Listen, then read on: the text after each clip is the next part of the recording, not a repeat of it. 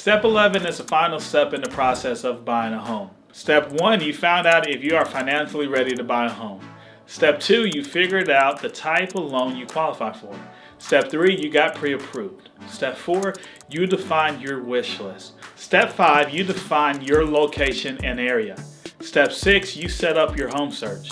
Step 7, you hired a realtor. Step 8, you started previewing homes. Step 9, you submitted and negotiated an offer that was accepted. Step 10, you got the home inspected and appraised. And now it's time for your final walkthrough, which is step 11.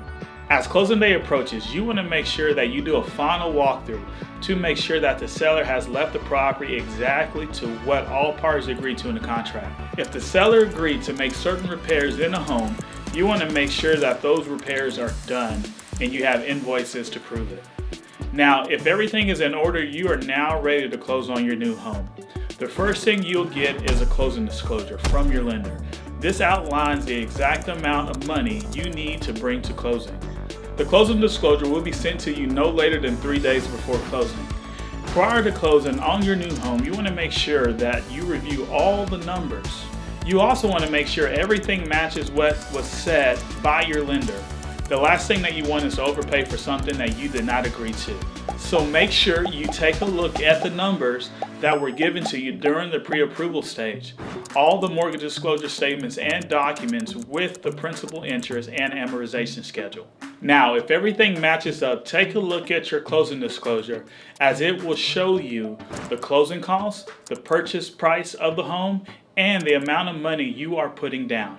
Let's make sure these numbers are correct as well. You need to make sure that everything balances out to zero.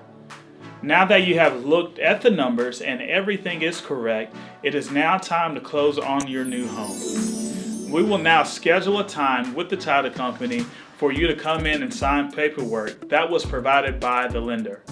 Be sure to bring 2 forms of valid ID and a total amount of money you need to close on your new home.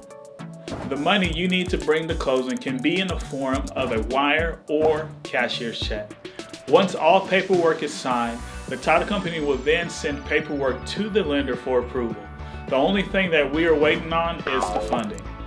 Once the property is funded, you are now a homeowner and you can start moving into your new home. So congratulations.